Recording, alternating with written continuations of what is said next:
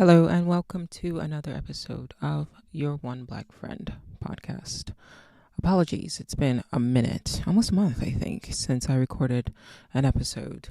I randomly decided to take a trip to London, England, and I just got back this Monday. When I say words like randomly and decided, I say that with my tongue firmly in cheek because nothing is random. And no decisions were made by me. On surface, or I should say at surface, if you're looking at it, it seemed as though I made a conscious choice to go to London. But yesterday, as I lay in bed recovering from jet lag, I realized that throughout the year of 2022, I kept running into people from England. I kept getting contacted by people in England. I was being shown like media personalities that were kind of more or less doing the same thing I was doing on TikTok and on social media in general, but they were kind of having access to more opportunities in England than I have here. And it just seemed inevitable that I would have ended up in England. So to say that I, quote, randomly decided, it wasn't really random. I was being shepherded, so to speak, by what? You could say fate, if you want to take a sort of archaic perception. But if you want to take a modern interpretation of what fate is, I would argue, and I've argued, that if we are in fact living in a simulation, and for those of you who are new to this podcast, please understand that we lean heavy here on the simulation hypothesis being very credible. Then the simulation itself has its own intelligence, and what you think is a choice could just essentially be you being led down a particular path where you almost don't have a choice but to do a certain thing, if that makes sense, right? Like, even when I decided, quote, decided to go, had I made the decision early in the year, I don't even think I would have been able to go because there were certain restrictions on travel. But now, without me realizing it, the restrictions had been lifted. Like, I just randomly decided to check, well, if I wanted to go on a trip to London. And this was after, like, literally everybody was telling me to go to London. Random strangers I had met told me to go to London. My cousin, who's in England, asked me to come to London. His friend, he had randomly started seeing, she was like, Joe, you would do really well in London. It just kept coming up over and over again. For me to then turn around and say I chose, when literally for the last year, at least twice, if not 3 times a month, this just kept coming up. I can't honestly say that it was a conscious choice. I'm left to think of there's a Walking Dead episode where, if you're not familiar with Walking Dead, please Google it. But Rick Grimes and his crew, they ended up kind of interacting with a group of people who were cannibals. And while they were kind of running through what essentially was a maze, they were turning left and then turning right, and they were being shot at.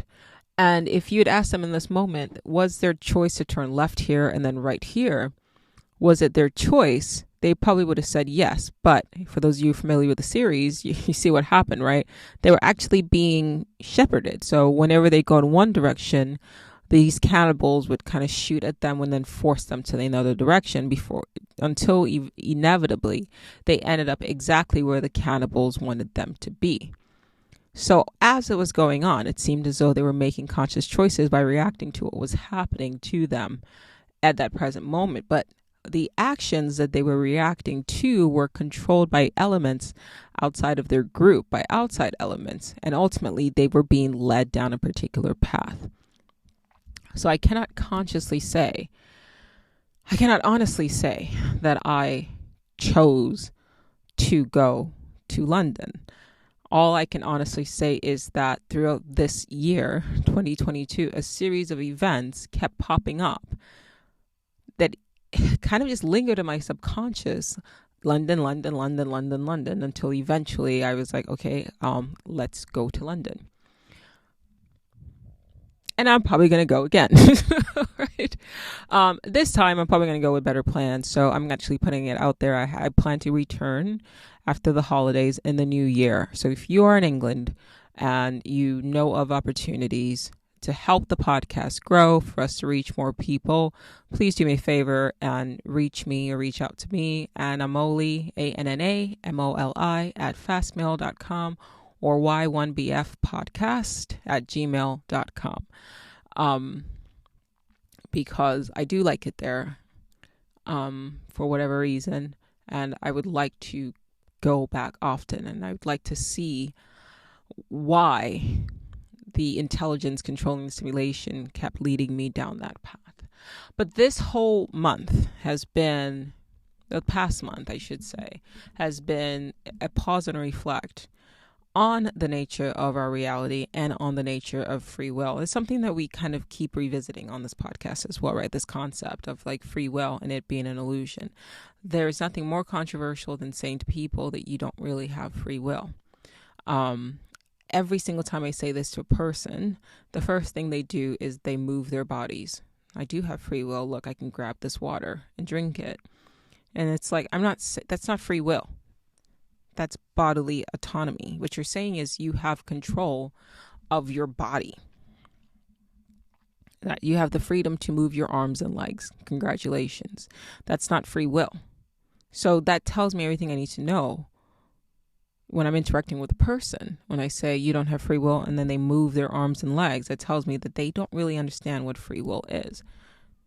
We're not free here. I don't know if that's a bad thing though.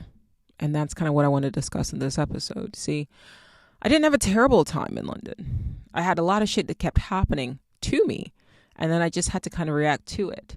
But I went in there intentionally making no plans. And in fact, every person that I met, they're like, well, what do you have planned? And the only thing I really had planned was one dinner. I really wanted to eat at a Michelin star restaurant. And so I scheduled one dinner. It was on a Tuesday night. And that was it. That was my only plan. Because I knew that the way this world is, I mean, I have an underlining sort of idea of what I was hoping to accomplish on this trip.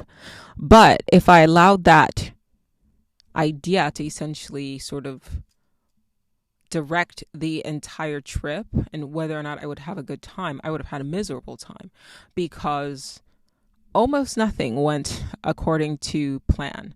I booked this Airbnb that looked great online and was actually more expensive than a hotel. And then I got there and the place was falling apart. I mean, it just was. I was in Battersea, right in Battersea Power Station, so the location was fantastic. And it was overlooking the Thames, so that it looked great. But you get there and like you got like no towels. The towels were all like each for a whole week we were gonna be there. Each person was given one towel. And then the towels that she was like, okay, well, if you go to the closet, I guess I have more towels there. They were all crusty and kind of stiff.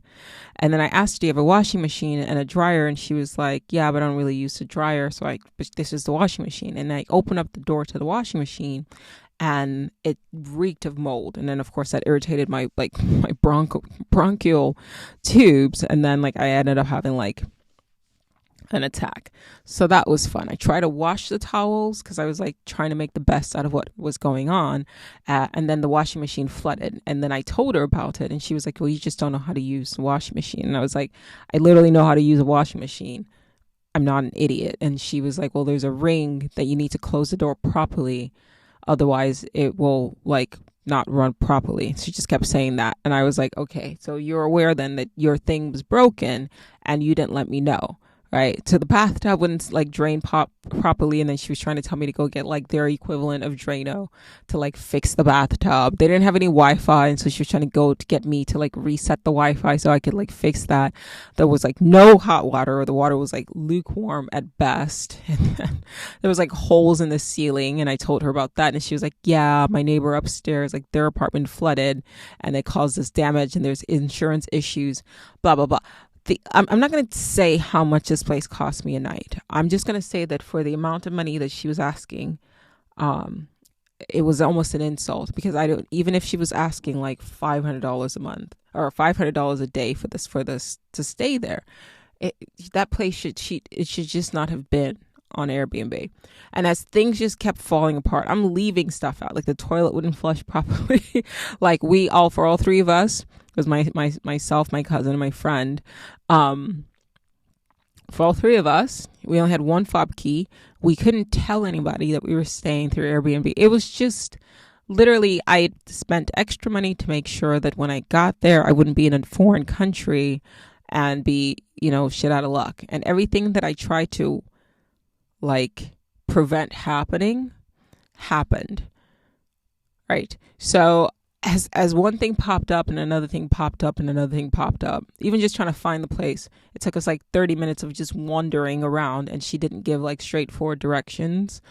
And I'm dragging like 100 pounds worth of bags, because they obviously weighed our carry-on. So I had two checked-in bags, and they weighed it. So it was about 100 pounds I'm dragging through the streets of London and trying to find this place. And all she told me was like, it's by this restaurant, but she didn't tell me where the restaurant was. And I don't know if anybody's been to like the power station and that new development there, but her place was like off the beaten track. It was like to the back and end, or you I'm sorry, like having PTSD. It's not something that you could just like find. It was like you had to know where you're going to go. And she just mentioned like one landmark, and that was it. And didn't even like say, "Oh, let me try to find you." And it was just one thing after another. And every new thing that happened, like, oh, we went to go like pick up the TV to move it, because she didn't have a TV in the living room. She had it just in her room. And when we picked up the TV to move, the TV like separated from the stand. And she was like, "Oh, yeah, just put it back." And I was like, okay, well, you advertise TV and you don't have any Wi-Fi. Your TV's falling apart. You don't have any towels, really. Your washing machine is broken. It smells like mold. After a while, I was like, you know what? I'm calling Airbnb and I'm checking out. I can't do this. I didn't come here to suffer. I didn't fly. Was it 15 hours between our connection flights? I didn't fly here to like suffer and fix your house. Like her lamps had no light bulbs, so we had to go buy lamps. We had to go buy light bulbs. It's just one thing after another. Now imagine I would have been hyped going into the situation like that. Like, oh my God, it's gonna be such a good time. This place is baller. The views were terrific. Actually, that was one positive. But imagine I was like excited going in, and then all these things happen. How tremendously disappointed and unhappy I would have been, because I'd gone into a situation with a certain level of expectation. But I've watched this simulation, guys. I've been paying attention. I've been talking to you about it as well. 9 times out of 10, whenever you intend to do something, just count that it's never a straight shot. Expect to be disappointed at first.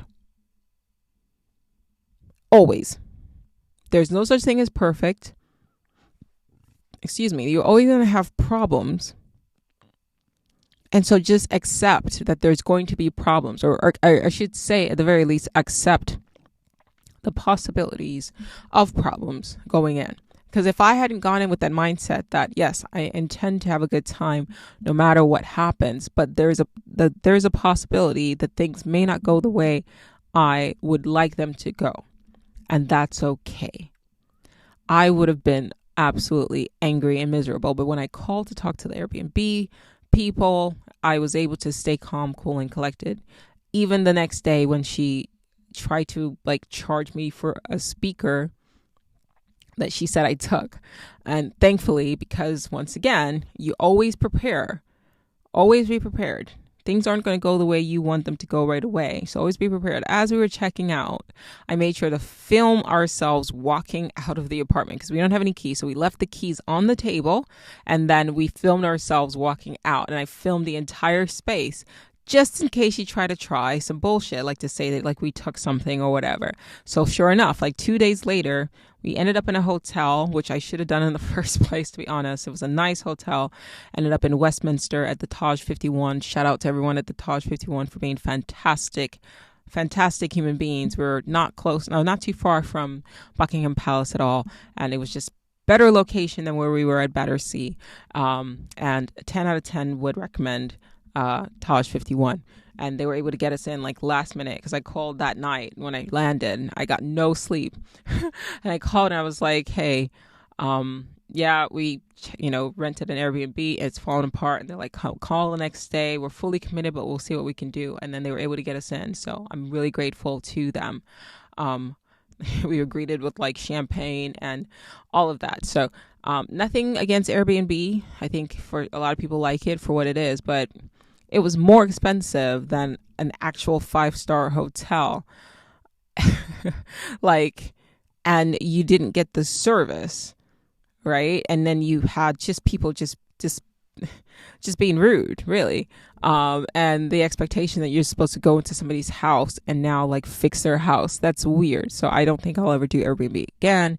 But when I go back, fate's willing, I know where I'll be staying. This is not an ad. This is just from, they didn't give me, I didn't tell them whatever. I just checked in and they didn't give me any discounts or anything like that. It was just a well-run hotel and it was a good experience and they helped my trip not suck. So I'm grateful for that. But if I would have gone into that expecting everything to go perfect, imagine how I would have felt. And I would not have been able to recover because I would have maybe got fixated on everything that went wrong. But it was literally just one day of shit. And then the rest of the trip, the remaining 6 days, were fantastic. And I was able to kind of enjoy myself and do things that I didn't know I wanted to do because I didn't make a plan. But I allowed the intelligence that kind of controls the simulation to just sort of lead me here and lead me there. And I, for a week, was just a participant observer. I wasn't trying to direct my paths. At one point, I was actually still trying to like film videos and do like podcasts, just so I can keep putting content out there. And then finally, I was just like, I can't, like with the time difference and all the things going on, just leave it. It will be okay. It will work out. And so I did. I just kind of went with it. And it kind of did work out. But the whole time it was an exercise in, okay, what do we really control? Because I could say, okay, I want to go here and I want to go there. But even saying I want to, where did this idea to go here or there even come from? That has been sort of the exercise that I had to learn this week and for the last month. And ultimately, the conclusion that I came to is that perhaps this idea of free will, of being able to control our fate, might be overrated. Now, I know this is going to upset some people, but I just want you to hear me out. I'm not saying I'm right. I'd be completely full of shit, and I probably am. But there isn't a lot that we control. Earlier I mentioned bodily autonomy not being the same as free will, but even certain things within our body we don't control. Like if you're constipated and you want to take a shit, you can't will yourself to shit. There are certain things that you're going to have to do to make your body take a shit. If you're constipated, you're not in control. So you can't control your gut. You can't control your heart, really, unless you spend time like meditating, becoming a yogi to then gain that kind of autonomy over your own heart. That's not a default setting. You don't control it. You can open your eyes, you can close your eyes, but sometimes you can't control when you go to sleep, because how many times have you just laid in bed with your eyes wide open trying to sleep? You can't control that. So even this concept of like bodily autonomy it's limited autonomy, because you're not really controlling that either. You didn't control your height. You didn't control how your face turned out, your features, right? If you're losing your hair, you can't really control that. I mean, there's certain things you can do to kind of combat it, but I'm sure if it was a choice between not losing your hair and losing your hair, like you're going to choose to not lose your hair. I guess for me, ultimately, just sitting back and going, okay, I'm a control freak. I will be the first person. You don't even have to tell me that. I'm type A personality control freak. And so I've spent a lot of my life trying to be in control. But the longer I play the game, the longer I exist, the more I realize that like that's an illusion. This idea of control. I mean, I have a problem with grapes. I've actually gotten better now. Where you can't stop me. Like the moment you give me like a bag of grapes, I'm killing the bag of grapes immediately. Like I can't do 1, 2, 3. I have to eat the entire bag. All right. And they're terrible for me because there's way too much sugar. All right. And I know they're terrible for me, and I know that has way too much sugar, and I know it's not good for my health. But there's an aspect of my brain that goes, okay, but it's just grapes. It's fruit. It's fine. And so that aspect of my brain will completely take over, and then I'll kind of like finish the whole bag, and then another aspect of me will pop in and be like, why did you do that? So I can't even stop myself eating a bag of grapes. I have now had to like forcibly like I'm not, just the only way I stop myself from killing a bag of grapes is I literally just have stopped myself ordering it or picking it up or buying it from the grocery store, and that's difficult.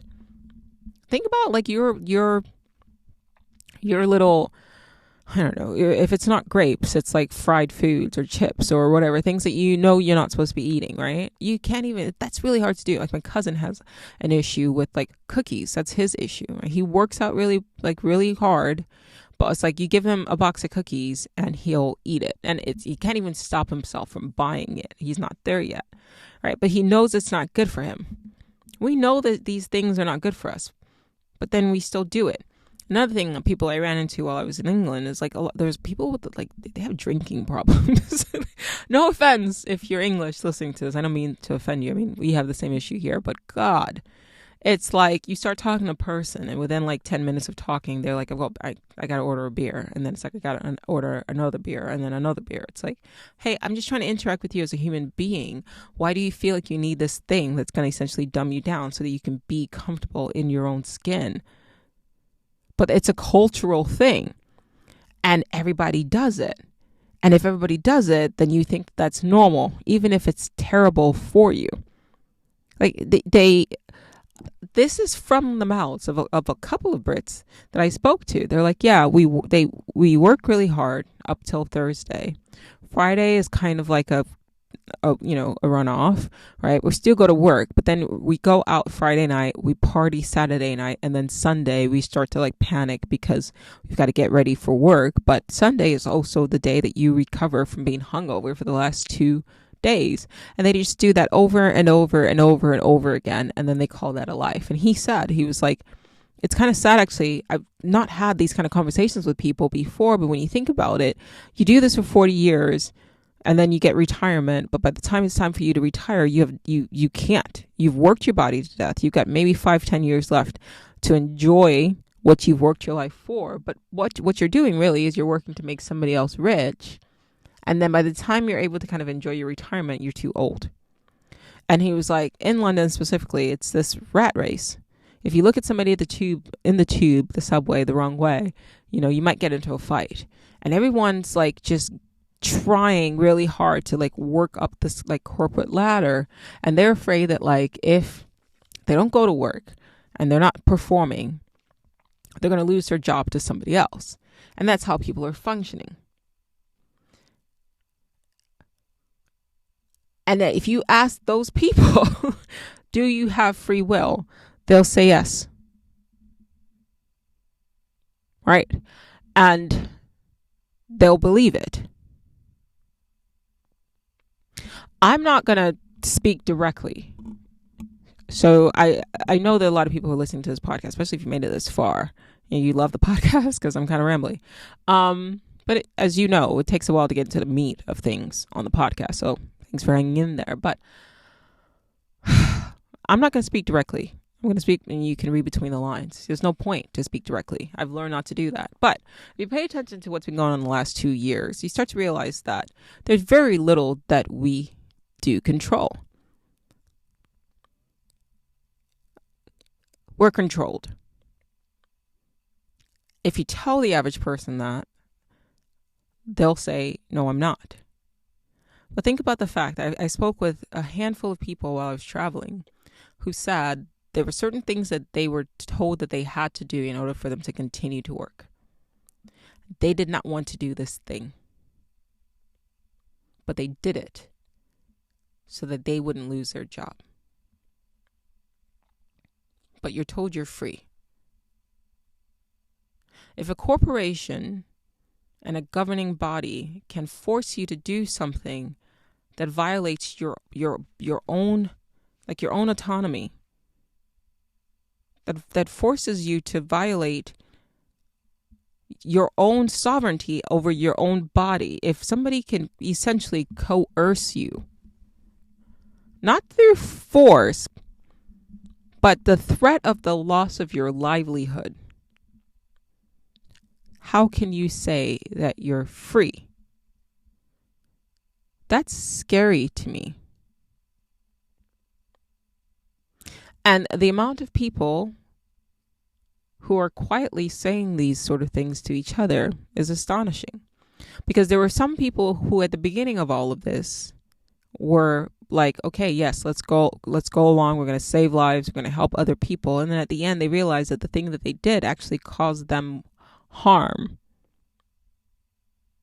And most importantly, it didn't stop them.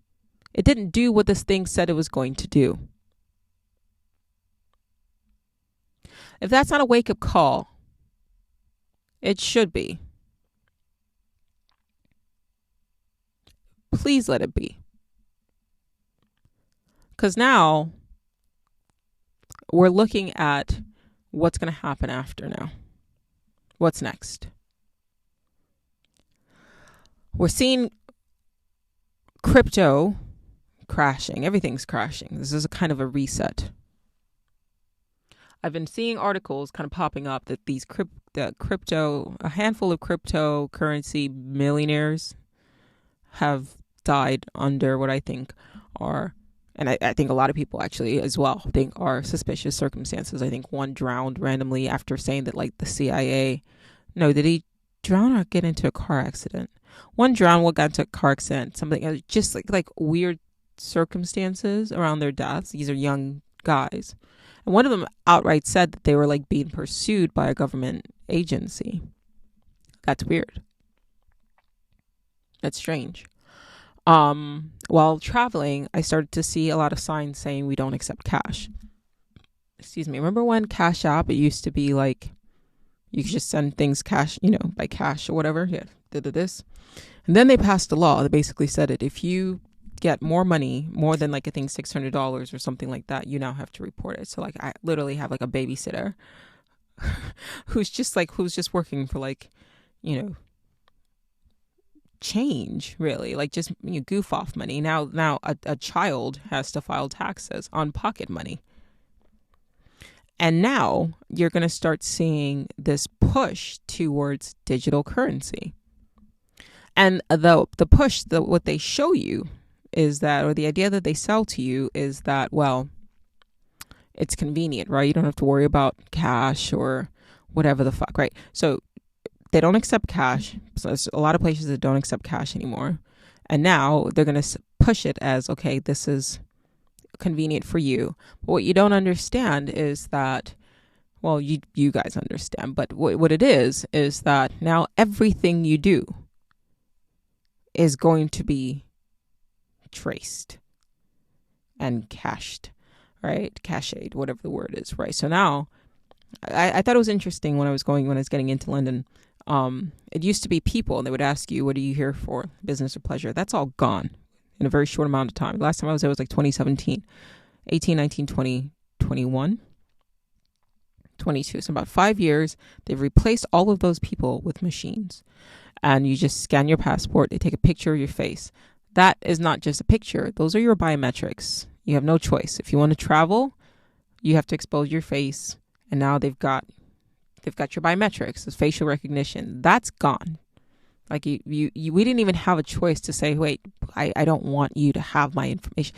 We didn't get to vote on that. It just happened.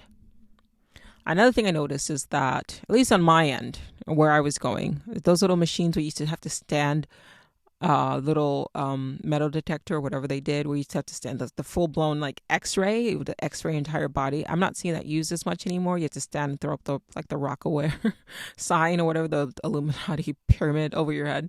I haven't encountered that in my travels, and maybe it's just the terminal terminals that I was going through. I don't know. And they're not having you take off your shoes anymore. And I suspect the reason why is that they've got us all profiled. They know who's more likely to behave in a certain way. They know. So it's like, well, you don't need to take your shoes off. We know what you will do and won't do. Right? So now it's like, oh, just put all liquids in the Ziploc bag. There's going to come a time when you're not even going to have to do that. Because they'll just have psychological profiles on every one of us, if they haven't already. An idea I had while I was on a plane, it wasn't even an idea. It was just more of like a revelation. A friend of mine was saying like she lost her passport. It was like stolen while she was traveling. And so she had to prove her identity. So she went through Homeland Security and they had her face. And then from there, they were asking her security questions that she had forgotten the answers to. They actually had to remind her of things she had forgotten, like former email addresses, like former address. They had it all there. Just all she had to do was show her face. And I thought about like on a micro level, I talk about reality itself being sort of controlled by an intelligence, but that's on a macro level. We're talking about like the simulation on a macro level, but what we're doing to ourselves, right, as above, so below, it's the same things happening on a micro level. For example, if you're on like an app, like a dating app or something like that, and a person pops up, like say like on Hinge, how do you know that that person who popped up was random? Like, what is the algorithm behind that? Because understand that if there's like an overall, understand that whatever technology that the general public has access to, the masses has access to, what the military industrial complex is capable of, we are about 50 years behind. And that's a generous, like I'm being kind, it's probably more than 50 years. So part of what I try to do with this podcast and on my YouTube channel and on my Instagram channel is I can't tell you guys what to think. I just want you to understand that this idea of nothing is possible or this is impossible, this idea of things being impossible, you really need to shake that off. Because if I would have told you 5 years ago that everything that we experienced within the last 2 years from 2019 on was going to happen, if I would have just told you that on 2016, 2017, 2018, everything that we are seeing happening super fast now, you probably would have been like, that's a conspiracy theory. That's impossible. What I would really hope for you guys is to throw out this idea of what's impossible, because anything is possible. You only think it's impossible because you're operating from a mindset that has been constructed for you. You only think it is impossible because you're operating from a mindset that has been constructed for you. What you believe is possible is based off of what you're told is possible and what you've been taught is possible through school, through the media, through the news, right? TV shows, whatever. And you're told this is fiction, this is fact. But reality itself, as you understand it, that itself is a construct. Your idea of what is impossible is programmed. There are no coincidences. You're just not aware of what the pattern is.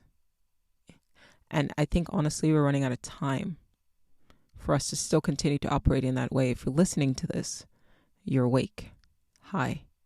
Nice to meet you. There's not many of us out there. And a lot of us report saying the same thing. I can't tell you how many, or I should say a lot of us report feeling the same way, that we're all alone. I can't tell you how many messages I get from people for saying, they're all saying the same thing. Thank you for saying this. I felt like alone. I'm alone. You're not alone, but there's not a lot of us. And the time is coming, and as I would say has come, to be honest, for us to start reaching out and connecting to each other. I don't know what the number I think I've hazarded it's about 20% of the total population is actually conscious, sentient, aware, sapient. Sapient is the new word. It's right there, Homo sapien sapien, but not many people actually have asked what that word sapien means. Look it up, sapien. You are sapient. What you believe is possible was conditioned by the people who control our reality. I'm not even going to caveat that. I'm not even going to say, I know it sounds well. I'm just going to say we're controlled. And it's becoming more and more obvious. It's a bit like a farm, if not an experiment.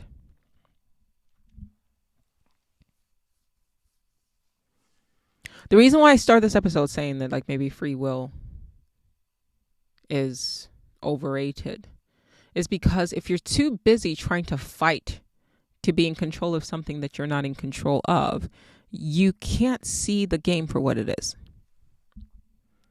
That's really it. I just want you to take a step back and stop trying to control everything and realize that you can't right now. Because you have to understand the game. It wants you to think that you can. So if you think that you can, then you won't believe that you're being controlled. You won't be able to see how you're being controlled. If you think that you're in control, that's the illusion. It's all mind. This idea that you're in control, that you can, I keep saying it. People keep saying, oh, you're just going to manifest. You can manifest. You're not manifesting shit. It's all laid out.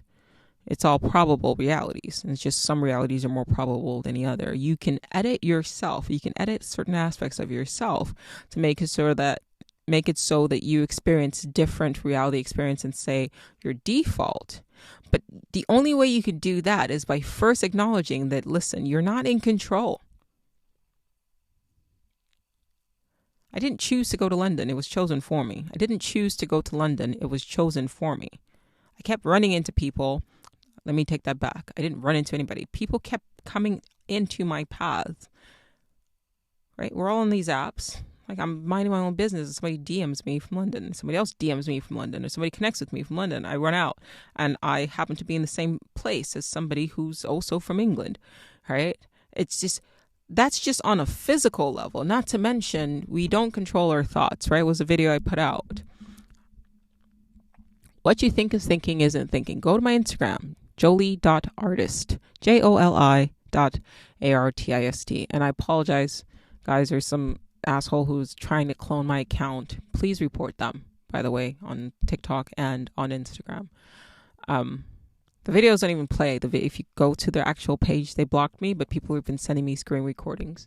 The videos don't actually play. They just took screen grabs of like my main picture, and then they're like messaging people, pretending to be like spiritual gurus. I will never, ever, ever unsolicited DM you. That's not going to happen. That's not how I roll. I don't have the time to do that. And I'm not going to ask you to like, for any personal information, none of that. That is not me. That's not, and I'm not like, let me read I'm not a palm reader. That doesn't even fucking sound like me. The shit that people were sending me. I'm like, come on guys, you should know that that's not me. That's not me. I'm not a spiritual, I literally say, I'm not a spiritual leader. Don't elevate me. I'm you. Okay? If you want to talk to me, there's ways you can book chats. Go to youroneblackfriend.com and you can book a Zoom or whatever. If you want to support the channel, you're welcome to buy t-shirts. You go to dressfordystopia.com. I keep adding new designs, monthly, but I will not solicit anything from you that is not me. Weird though, isn't it? But the reason why I keep saying we're not in control is because if you're walking around thinking you're in control, you blind yourself from seeing the strings. Stop trying to control everything because that's an illusion. The only thing you can really control is your perception and your interpretation of what keeps happening to you. I'll say it again. I didn't choose to go to London. Just a bunch of shit kept happening to me and that I've just reacted to. And then everything fell into place. But the reason why it fell into place is because that's where I was supposed to go. I was being driven there.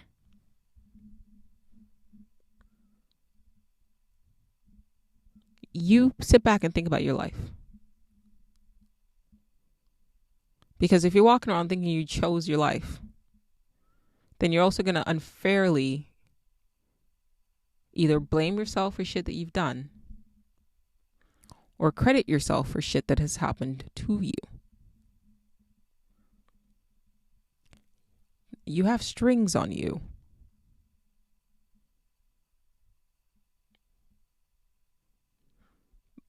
But it's like, I forget what it's called, something blindness.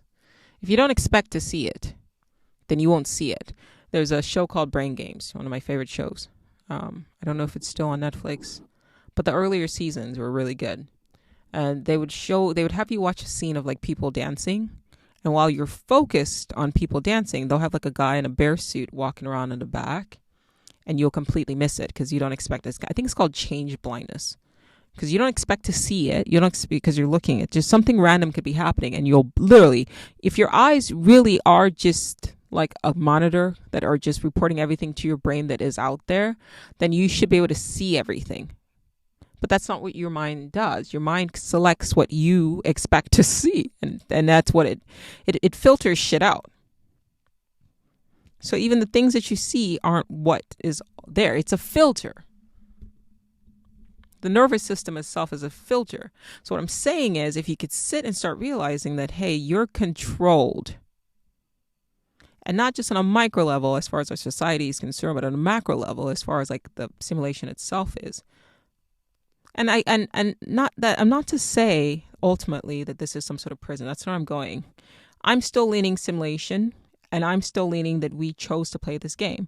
And you could still have an optimistic mindset of the game. Like, you could still be playing a game where you could still be a god, right? Like I said in the last episode, we could all still be gods, fractals of a collective consciousness that have chosen to kind of come here, because this is where you get, this is where bored gods come to play, right? That can still apply. And then I could basically just be telling you guys that, okay, what is the plot of the game? Well, the plot of the game is that gods are asleep in this world, and then some of them begin to wake up, and then they have to sort of fight against, a nemesis or a bad guy or a villain. That could all still be it. Because every TV show, every movie, every, entertainment media, every book you read has to have a plot, right? It has to have villains and heroes and, an underlining theme to the story. And so this could all just be part of the simulation. So it's not something that you should be negative about, right? If you are a god playing, pretending to be a human being, and this is all part of the show, cool. I'm just here to tell you, all right, wake up. Let's go. So it still doesn't have to be a bad thing. We could just be playing a game where, we're in some kind of fucking dystopia, like, and then we start to kind of change things, and that becomes the draw. But like I said, first things first is to understand that, there's a lot of people out there who are living a particular way. It's a programmed way. And if you're sentient, or you're sentient, whatever, amongst them, and you look up and you find people around you doing the same thing, you're going to think you look like, because you look like them, then you're them. And so then you begin to act like them, all the while sort of looking around saying, this isn't right. Something's not right. But you'll continue to act like them because that's part of the game, right? It's how you're programmed. It's how your avatar is programmed. That if you look around and people are acting a particular way, well, the avatar is programmed to copy. And so you'll copy. And what I'm saying is, look around. Not everybody is awake. And I know people are saying that, wake up. But seriously, wake the fuck up. Stop interacting with people. Let me take that back. Of course, you're going to have to interact with people who are asleep, but don't move in the way where you expect them to be just as conscious as you. They're not. What this trip has taught me is that there are a lot of sleepwalkers. There was a time, it was like years ago, when I had my Instagram page, I used to talk to people about NPCs, non-player characters, right? They're characters that look like you, philosophical zombies. I have videos on that as well, and I'll probably repost them to my Instagram page. But they look like you, they talk like you, they seem like you, but they're controlled by the game. And their purpose is to basically make you feel as though that kind of behavior is normative, right? It's full immersion. And so you choose to play the game where you're fully immersed, and then that's how you live. And just kind of general level, get up, go to work, sit in traffic, come home, eat, sleep, get drunk on the nights and weekends, and repeat the cycle. And you could choose to play the game like that. That's fine, right? It's very structured, right? It's like World of Warcraft, right? You can go quest and quest and quest and do dungeons or whatever. That's one way to play the game. That's one way a lot of people play the game. Or you can carve your own path. I've spent my whole life just trying to connect with people. It's always been something that was hard for me. But my problem was that I was trying to connect with everyone. Because everybody looked like me. But I realized you're trying to connect with people who are asleep and you're awake. You guys are familiar, because I've talked about this before. The only real lucid dream, full-on lucid dream that I remember, when I woke up in the dream and I was running around, when I started to realize that, oh shit, wait, I'm in a dream. And the first thing I did was I ran up to somebody. I remember the guy. He was dark-haired, dark-eyed, handsome. And I tried to shake him. And I said, hey, this is a dream. This is a dream. And I tried to give him my phone number. Contact me.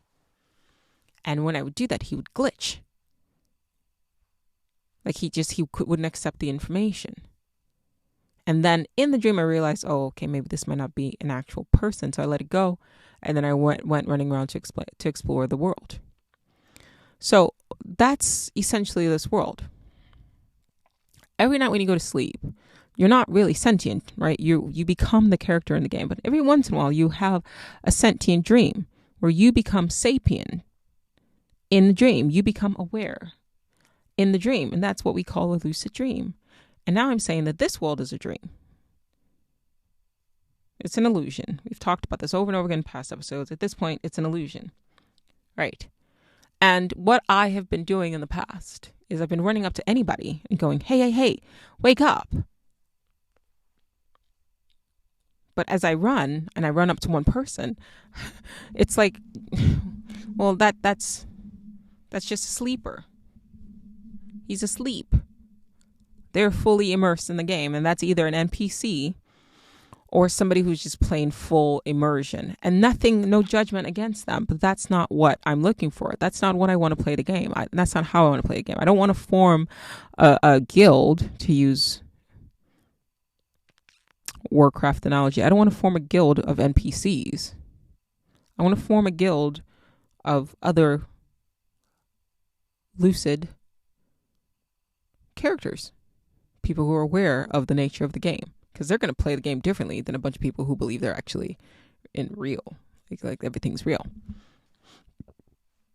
Right. So right after saying something like that, I would have followed up with the caveat like, listen, Einstein has said that, time is an illusion. All of time is happening right, at once. Physicists are telling you that, reality itself is not what we perceive. Our nervous system projects to us this perception of reality. I would have mentioned Aldous Huxley saying the same thing. I would have talked about the Vedic scriptures, about Maya. I would have said all of that, because when you make a statement like none of this is real,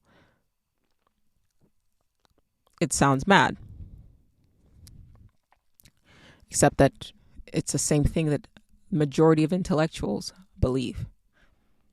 No, even, is what basically quantum physics is pointing to and is saying. Even the idea of solidity, it's just electrons. My electrons in my hand are pushing against or repelling the electrons on a table on this mic. And so that gives the illusion of solidity. Nothing is actually solid. All right, so I can say all of that, but,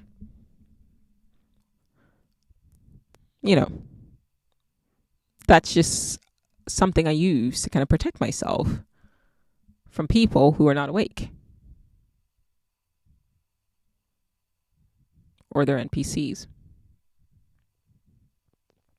philosophical zombies.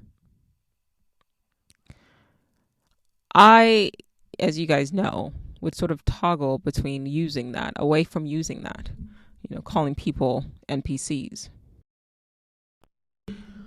But it is what it is. Like, I can't begrudge it, but look around. You know what I mean? Like, it is what it is. There are people who are asleep. There's a lot of people who are asleep. I'm not asleep. You're not asleep. You're awake.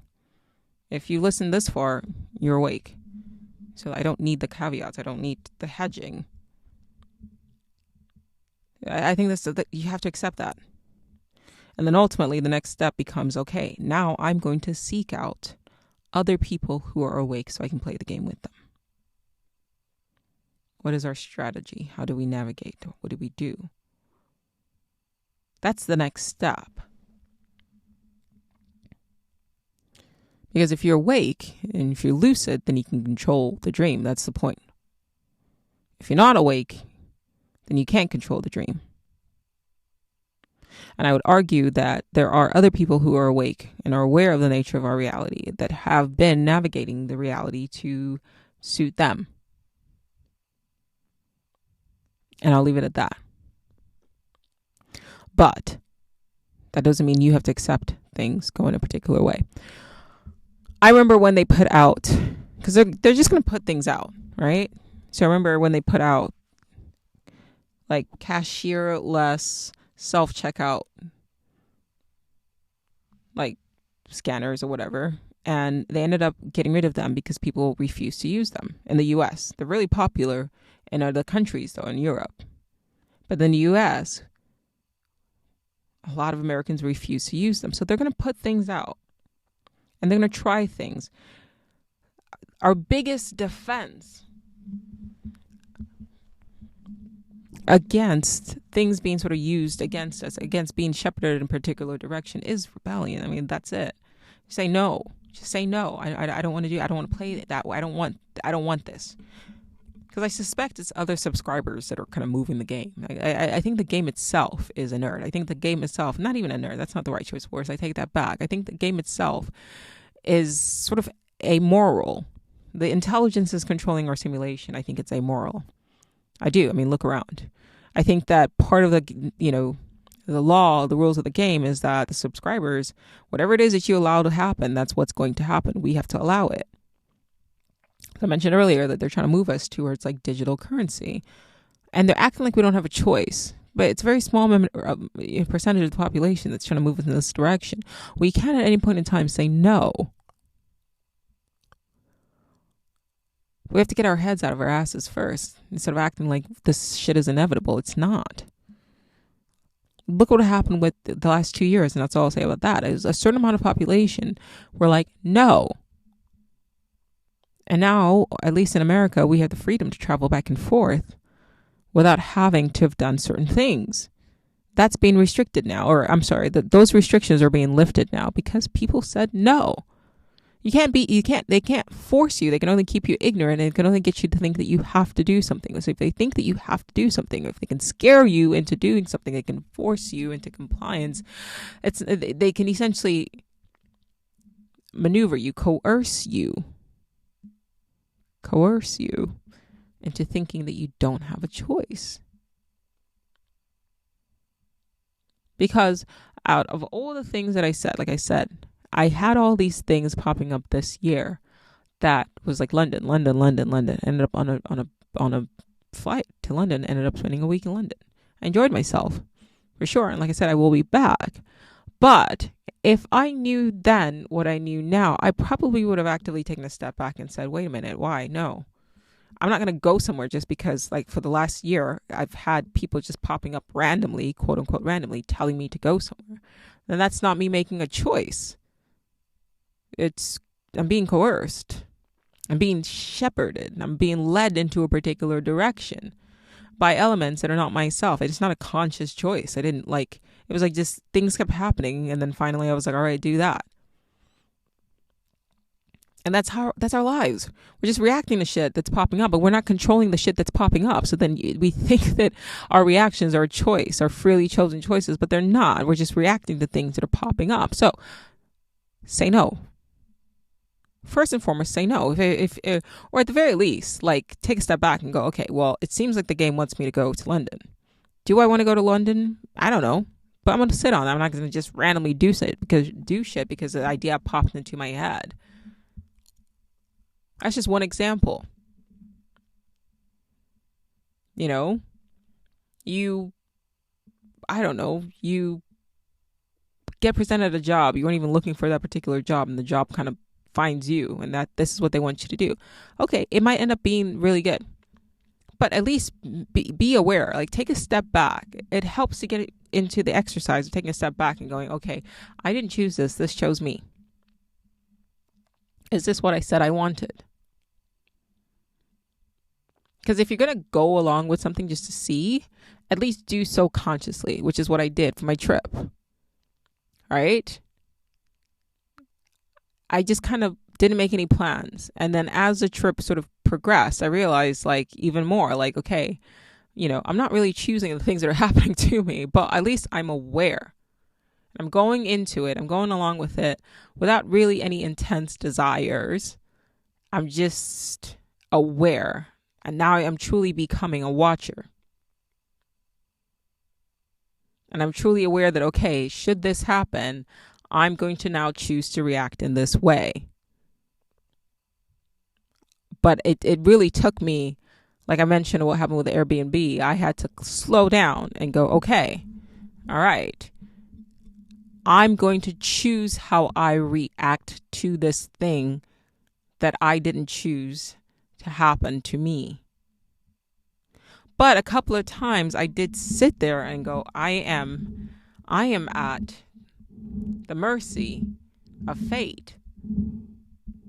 Because, I was. And then it became this sort of like thing where I'm now essentially I'm looking around and I'm looking and saying, okay, this can go in any direction. Where does the game want me to go? That's what it came down to. I went on hotels.com, started looking around. Everything was like booked. And I was thinking maybe I should book, just try to find 3 hotel rooms, but that shit's expensive, especially last minute, same day. And then as I laid there, no, actually I was taking a very lukewarm, shitty shower. So I was standing in the shit, flaccid shower. An idea popped into my head to call the Taj 51 and ask for a suite. And I did. I finished the shower, called them, and spoke with a gentleman who was like, yeah, we are actually fully committed, but we just so happen to have one apartment left, one, suite left. What are the odds? Do you think that was a coincidence? No. But the idea to book a suite was not me. It was implanted. It just popped into my head. I didn't even know they had suites. I just figured they should have a suite if I had the idea to have a suite. And I called and I said, hey, listen, I'm looking for some place that actually has at least 2 bedrooms. In fact, I was going to do a suite and an extra bedroom. That's what I thought I wanted. And then the guy was like, you don't need to do that. I run the risk of costing myself money, but the suite is enough for 3 people. We'll just prepare a cot for you in the living room for like the 3rd person. And then it's almost like a room in itself, like a studio. And sure enough, it was. And it worked out perfectly and ended up being less expensive than the Airbnb. But I couldn't have planned that. If anything, I would have just gone straight to the fucking hotel in the first place and not wasted a day. It wasn't a waste. It was a learning experience. It's never a waste if you learn something. But it was a perfect room that was just there waiting for us after our adventures in Battersea. I didn't choose that. I didn't control that. That was not what I saw my trip being. Thankfully, I didn't have huge expectations thinking that I could manifest a perfect trip. I just was like, I'm going to go with it and then see where it goes. And at a certain point, that actually happened during the week, I sat back and it sort of started looking like I started envisioning a catalog of realities. I'll say that again. I started envisioning a catalog of realities. So I would have an interaction with the person, and then I would take a step back and I would tell myself, okay, this is an interaction right in front of you. Whatever choice you make right now, make it a conscious choice. But move with the understanding that if you do this, then you are going to unlock this reality experience. And then if you do this thing, you're going to unlock a different reality experience. And for the first time in my life, I was actually able to like visualize one of them, choose your own like adventure books, but in real life. Because I knew that any choice that I make would unlock a different reality experience for me. And I started being able to do that consciously. The moment I started to realize and tell myself, listen, I'm not manifesting anything. I'm not creating anything. All of these sort of exist. And only now am I getting into the exercise, into the practice of consciously choosing what path I want to go down. And I'm saying on a macro level, we can do that too. As a collective. But it starts by knowing your own power. Too much energy is wasted. Too much energy is wasted. Too much energy is wasted trying to essentially control things. And so what I want you guys to really accept, or I would like for you guys to accept, is that maybe this concept of free will is overrated. I'm not saying accept shit happening to you. I'm saying in a video game, in any simulation, there's experiences. Right. Why would you want to look? You could do anything, especially in a very complex sort of simulation, right? You can basically do anything, but for the most part, there's different paths that the programmers took the time to program into the game. So instead of getting obsessed or stuck on, I have to have things go this way, why don't you sit back and essentially just choose which reality experience you want to experience and accept that everything kind of exists as pre-programmed.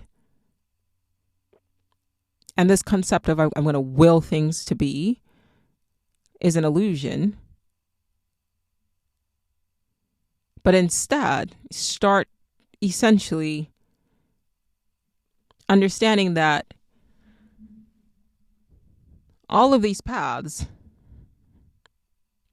do exist for you to experience, not to control, but to experience. So you're choosing really, what would you like to experience?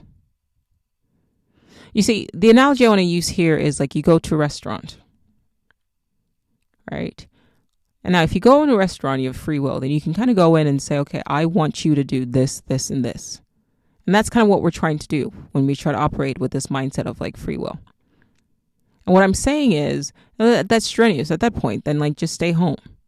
But if you're here, right, and you're given a menu, right, you don't know how each meal is going to be prepared unless you, for some reason, ask to see, the chef or whatever and go into the back, right? But you could choose what meal you would like to enjoy.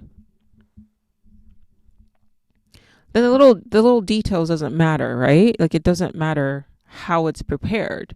It's can you enjoy it? So the game will give you all of these different options. Right. Sometimes it puts it right in front of you. You don't even you walk in, say you walk into the restaurant and everywhere you look, there's like everybody's eating steak. Right? And there's like steak in the window and the maitre d is like kind of just walking around with like steak in a plate on their hands, right? It's all subliminal. And then you go sit down and you look at the menu, but you're like, well, I don't know, I feel like steak. Right? You're kind of you sort of coerced into it, or I should say, maybe not coerced, because that's negative, but it's like you've been conditioned to choose steak, right? And then when you make the choice of steak, you go, oh, I chose, this is my will. I willed myself to eat steak. No, you didn't.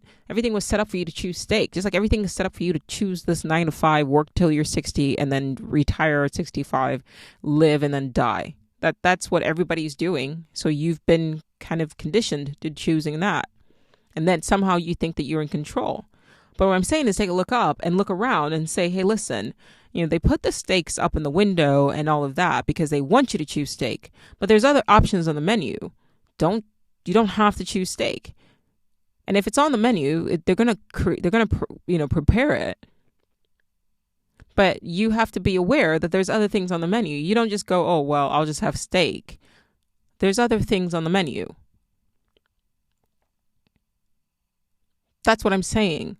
There's other things on the menu. The same can apply to our collective experience of reality.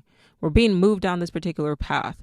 People really want Black Mirror to be a fucking thing, right? It's like that shit's starting to look like a documentary, but it doesn't have to be that. Just because we are collectively being sort of subliminally, like neuro-linguistic programming, right? We're being programmed towards that reality. Choose steak. Doesn't mean we have to. There's other things on the menu.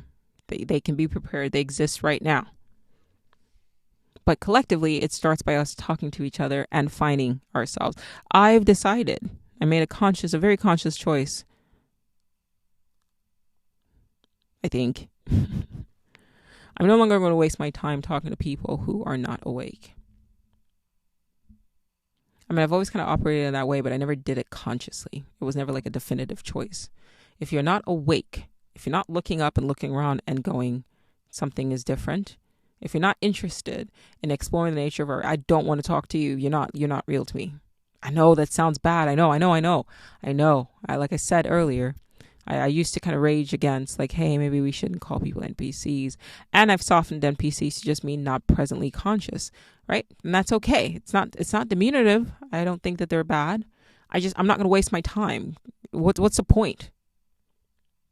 This is another thing I said to my friend. She was talking about, like, she was in a relationship with this woman who kind of rejected her, or she felt rejected by this woman. And by listening to the story, I was like, well, she's not really awake. She's not sentient. She's not aware. Right? So she can't reject you when she has no idea what's going on, even in the world. She's not awake. It's like a robot. All right. If a robot is only programmed to go from like point A to point B, right, and just to do a particular thing, they're just there. They're kind of existing, kind of operating in the background, right? And you walk up to the robot and you go to shake the robot's hand, and the robot doesn't even see your hand to shake you, and it just turns around and walks away because it's still operating on the programming. You can choose to take it personally and say, oh my gosh, the robot like rejected me. Or you can understand that the robot can't even see your hand. It's not aware. I used to be like that. And when I say used to be, I mean like up until like this week, where I would take certain things personally. And I realized just within this week, within the last 24 to 48 hours, I realized like, Joe, you can't say all this stuff about NPCs and simulation and really not without sitting down and letting that shit like sink in. There really are NPCs out there. And if you're asking, wait, am I an NPC? No, you're not a fucking NPC if you've got to ask the question. If you're aware enough to be able to pause and self-reflect, you're not. And you know who they are, because look around. You sit and you have a conversation with them, and it's like they're just echoing shit that they've been programmed with. That's how you know that's not an actual person. I take that back. I'm not saying they're not an actual person. That's not a conscious person. They're a character. They're actually a person, but they're not conscious. It's like a robot. When we talk about, can robots be sentient? Well, what does that mean? Can they be sapient is a better question.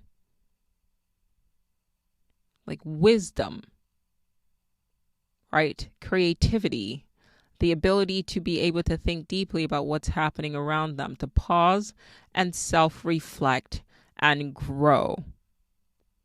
Are they awake within the game? Are they aware within the dream? If they are not, it's not to say dismiss the person or throw them away. Just see them for what they are. And then literally stop wasting your time with having emotional reactions with people who aren't sapient. We'll leave it at that.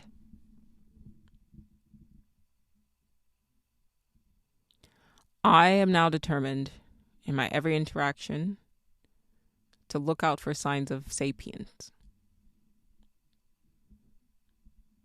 These are the people I'm seeking to interact with.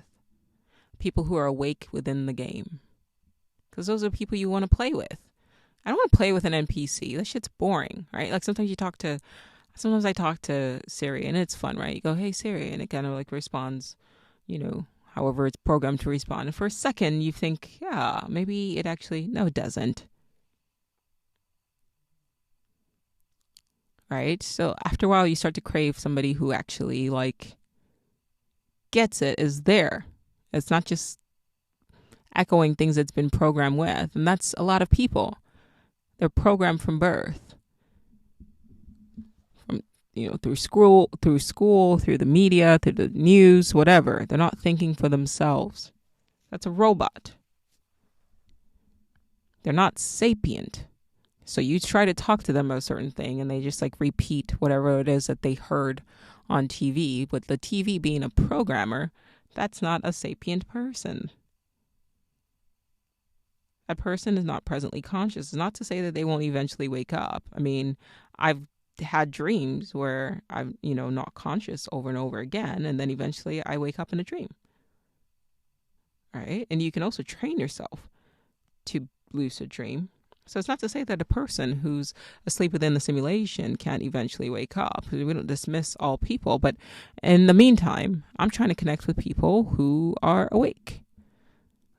Let's see how we can shape the game.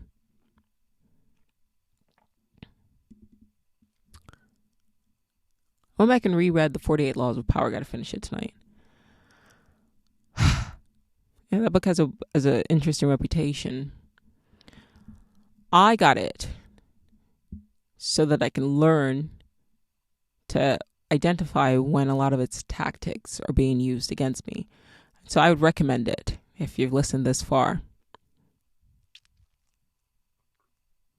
But the preface itself, just the beginning, if you deep it, it's quite profound. Now, you can look at it and say, well, it was just written by Robert Greene. Robert Greene is just an avatar. It was probably channeled from his higher self into this game. I'll say that again. It was probably channeled from his higher self through his avatar into the game. Not to say you take everything that is said in the book at gospel, but it does help, especially if you are awake in the game. You do need as many defenses as possible. So I kind of look at it as a sort of in-game manual. It's one of those in-game manuals. It's worth listening to. You see, I'm not a spiritual teacher. I'm telling you guys to go read 48 Laws of Power. I'm not a spiritual teacher. I'm just somebody awake in the game. As are you. Now, what you do with that information ultimately is up to you. I'm going to wrap it up with some thoughts. I had an idea about mice. When a mouse or a mice is in, this is somewhat related, but when you put a mice in a cage and you tell the mice, you sort of like direct the mice, like, because it's an experiment. So you want the mice to sort of do or behave in a particular way. Ultimately, it doesn't matter what choice the mouse makes. Whether or not a mouse does A or B, the researchers who put the mouse in the cage still benefit. So the only real choice a mouse has is to do nothing. And if a mouse does nothing, it can stop being experimented on.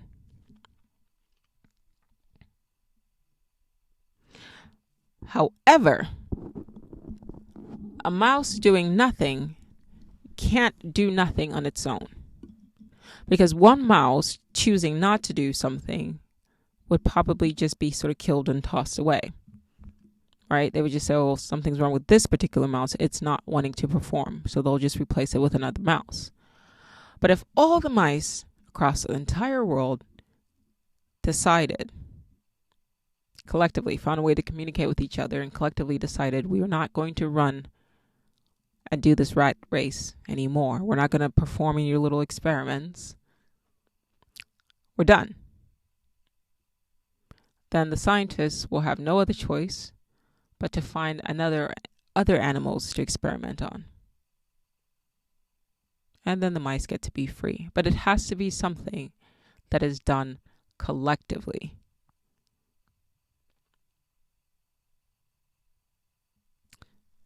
Something to think about there. It's another one of my I always have like notes that I write down throughout the week. So here's another note. Most people are not born monsters. I'll say that again. Most people are not born monsters. But if you allow the world to adulterate you, right? So you become an adult. That basically means you've been adulterated. Look up what adulterate means. If you allow the world to corrupt you, to shape you and cut away parts of who you were born to be, then it is a monster that you will become. There are people out there right now who are sapient. But they've allowed the world to kind of cut into them and to shape them into NPCs.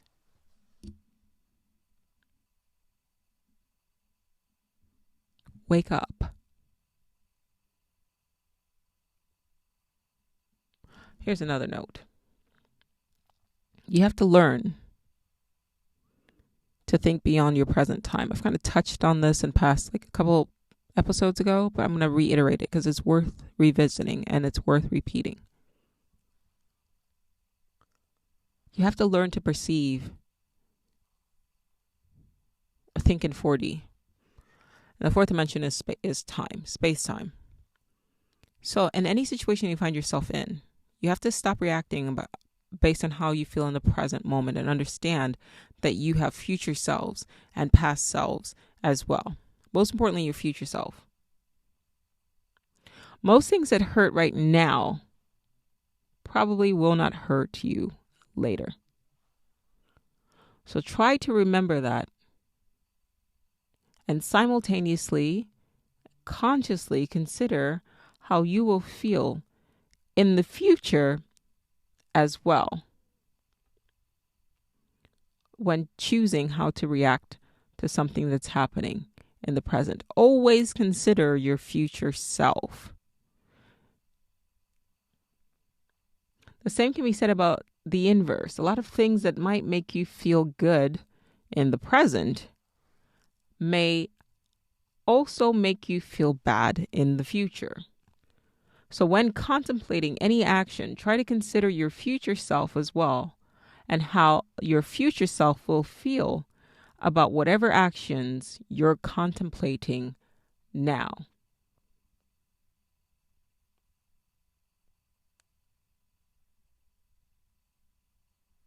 That's really important.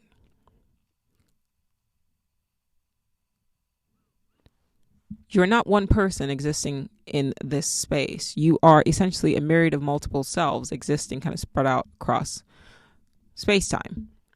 So stop making decisions based on how your present self feels. It's actually kind of selfish. It's funny because I wrote that down and then I, quote, randomly decided to listen to 48 Laws of Power again. I didn't. It wasn't random. Somebody was like, have you read the 48 Laws of Power? And I was like, I actually have several times. It's been a while. I'm going to go reread it. In the preface, he talks about that. Be like the God of Janus. He talks about looking forward and back. You have to be the double-headed God. He looks forward and back. Not just now. Not just a face. Forward and back. Be that. Be Janus. You have to ask yourself, if you're making a decision right now, how does that decision impact you in the future? Will it impact you in the future? And then move accordingly. How would your future self have wanted you to react now? Stop thinking just for your present self. It's actually selfish because it's not your present self that's going to have to deal with the consequences of the choices that you make in the present. I'll say that again. Stop thinking only of your present self, because it's not your present self that's going to have to deal with the consequences of the choices that you make today. It's going to be your future self. Now. So move accordingly.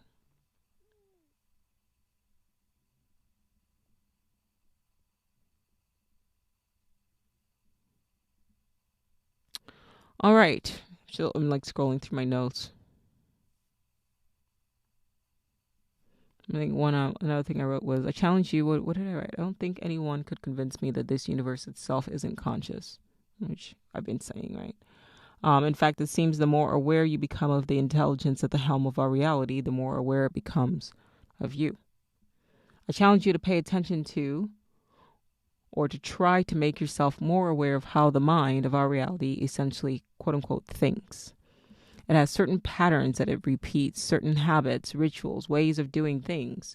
Some of you noted that it communicates through synchronicities, or what appears to be coincidences. Also, think about the things you say absentmindedly that end up getting reflected in your life experience. I think we tap into its mind more often than we realize. While I was reading that, I had this idea to revisit this whole concept of a micro level, how our paths are being directed. Please understand that the technology that we have access to, this bears repeating, is about 50 years behind what collectively the species and whoever on the micro level is running our society is capable of. I will behoove you to probably go and watch Black Mirror again, because they have a kind of a habit of showing us things through the media. And either it's them showing us things or it's creatives, because another idea I've had is that artists have a way of kind of tapping into the Akashic records and can actually see,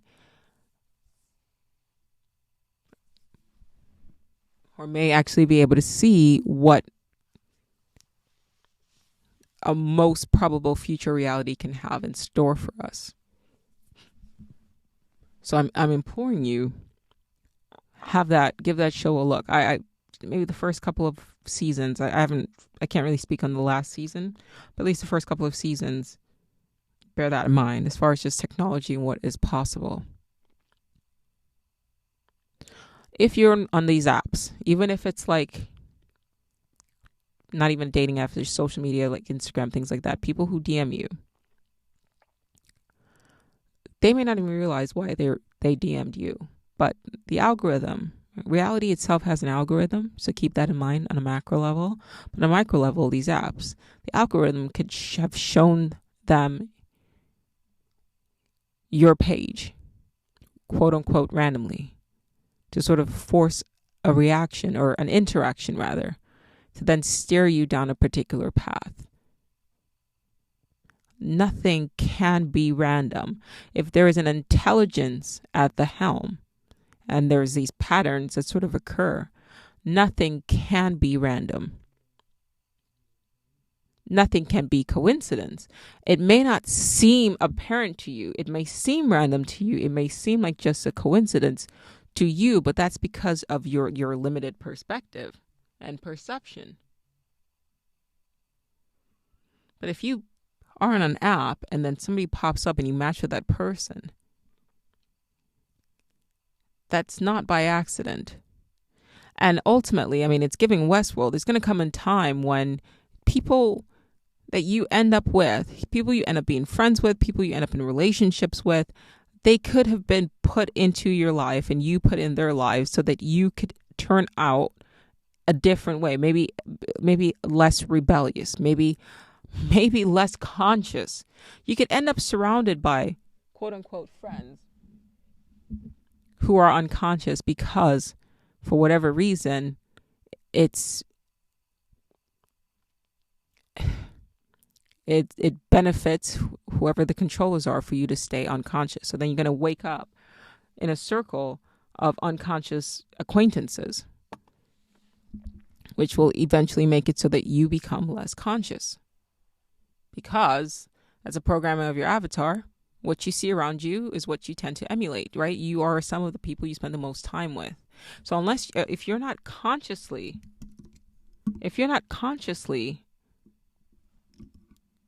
making yourself aware of this and you think, well, I'm in control, then yeah, you're going to wake up 60 years from now with no real sentient friends or sapient friends rather, doing what a bunch of,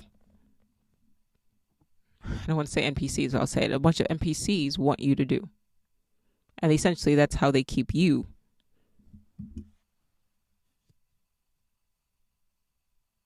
living towards the lowest possible potential.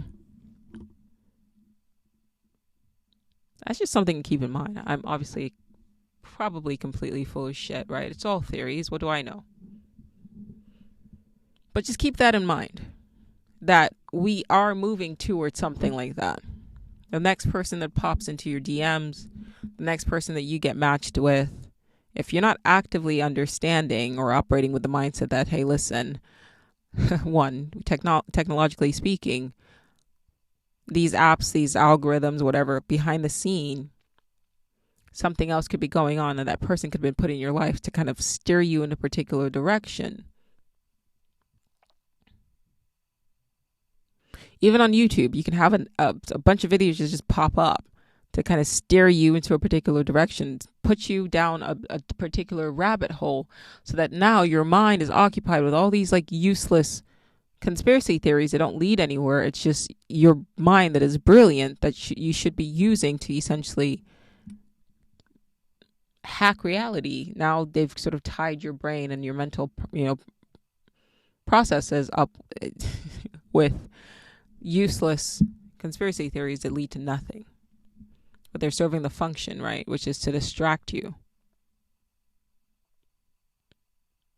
Like, you have to start moving consciously. You have to be aware of any person that comes into your life, of any, quote, random thing that pops up. And then start becoming a more conscious participator. Like I said, there isn't much that you can control right now.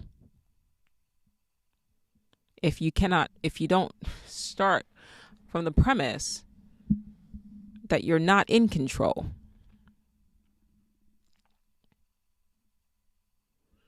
If you're born into slavery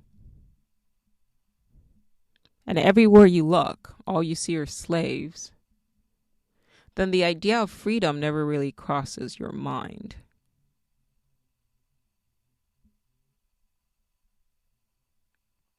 And if you're the kind of person who's predisposed towards seeking freedom, and then the game just keeps putting you with groups of people who are content with being slaves, then essentially you could be programmed into being content with being a slave. You would just end up living your life with this sort of underlining feeling of like discontent, that this shouldn't be the way things are, or the way things are shouldn't be this way. All right, so you live your life thinking, why do I have to do this? I don't think it should be this way. But because you've had all these sort of people put in your life pushing you in this direction, you'll begrudgingly do things, even though your heart, your intuition tells you otherwise.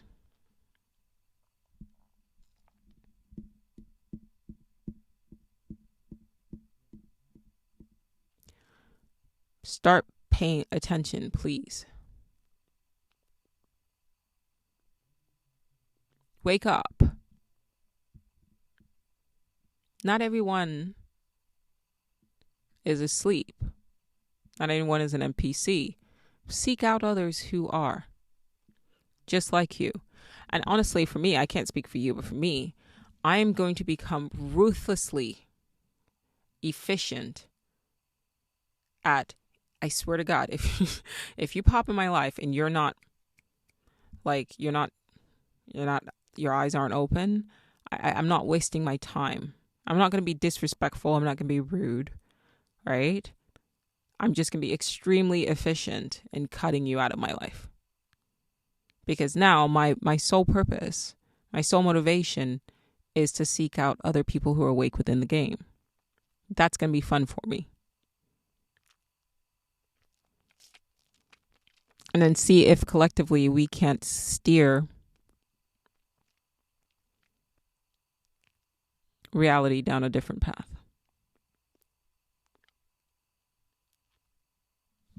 Thanks for listening.